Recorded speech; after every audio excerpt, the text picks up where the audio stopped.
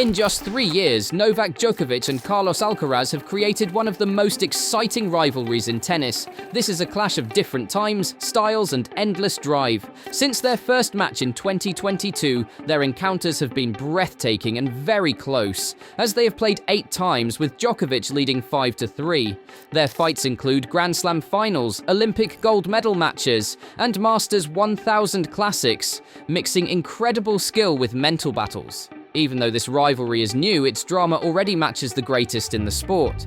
It all started on the clay courts of Madrid in 2022. An 18-year-old Alcaraz shocked Djokovic in a semi-final full of tension. The young Spaniard saved match points and won a close third-set tiebreak, showing he wasn't just a rising star, he was now a real threat. Djokovic, then 35, got his revenge a year later at Roland Garros. In a highly anticipated semi-final, Alcaraz struggled physically after 2 tough sets, his body giving in under pressure. Djokovic won 6-3, 5-7, 6-1, 6-1, teaching Alcaraz a harsh lesson in stamina. But the young player wasn't ready to back down. A month later, Alcaraz struck back. At Wimbledon 2023, he defeated Djokovic in a 5-set final, ending Djokovic's 34-match winning streak at the tournament. After losing the first set, Alcaraz saved a championship point in a second-set tiebreak and then played fearless tennis to win his first Wimbledon title. Djokovic's dream of an 8th title was crushed, but the rivalry grew even stronger. Weeks later, they faced off again in the Cincinnati final. Djokovic, looking exhausted, saved a championship point and survived a nearly 4-hour battle, winning 5-7, 7-6, 7-6 to claim his 39th Masters trophy. By 2024, the competition reached new heights. At Wimbledon, Alcaraz defended his title with ease, beating Djokovic 6-2, 6-2, 7-6 to block the Serb's 8th title once more. But Djokovic answered weeks later at the Paris Olympics, beating Alcaraz in 2 tiebreaks to win the gold medal he had wanted for years. His emotional celebration showed how much this victory meant, sealing his status as the greatest of all time.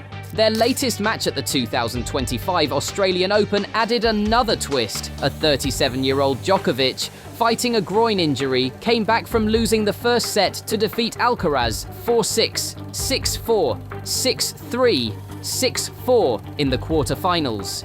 It was a classic performance, proving that even as Alcaraz rises, with 4 Grand Slams by age 21 compared to Djokovic's 1 at the same age, the older champion still has magic left. By the numbers, Djokovic's 99 titles, including 24 Grand Slams, are far ahead of Alcaraz's 16, but the Spaniard's path is amazing. By 21, he had already become the year-end #1, something Djokovic did at 24, and mastered all surfaces, winning Roland Garros and Wimbledon in the same year in 2024.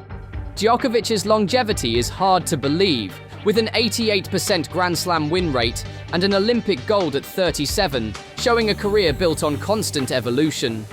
What makes this rivalry special is how different they are. Djokovic, the master planner, uses experience and precision to break down opponents.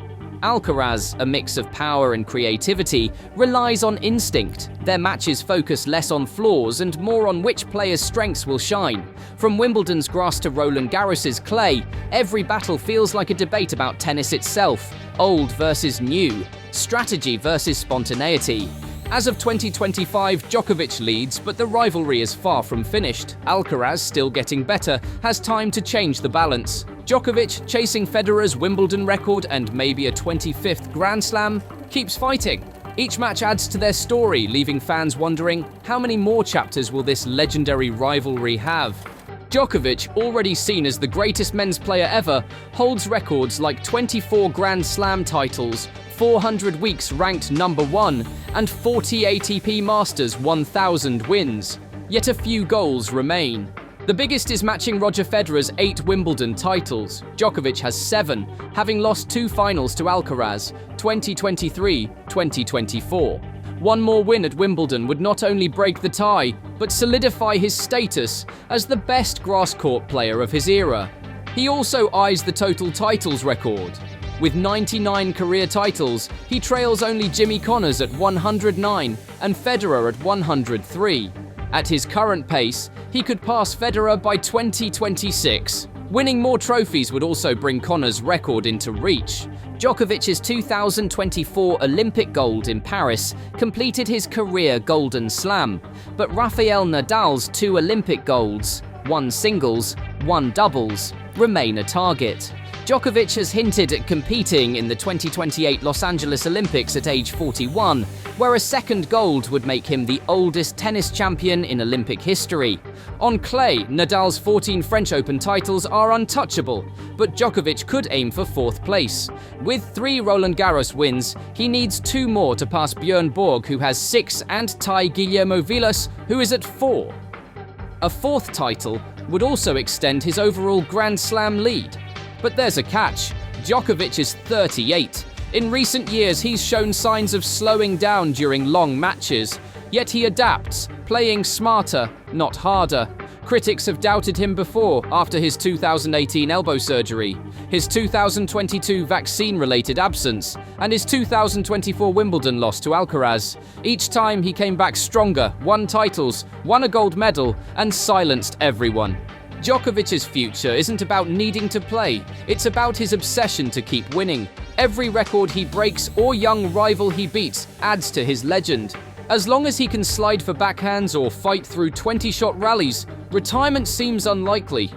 At 21, Alcaraz is already a superstar, with 4 Grand Slam titles and a fearless style.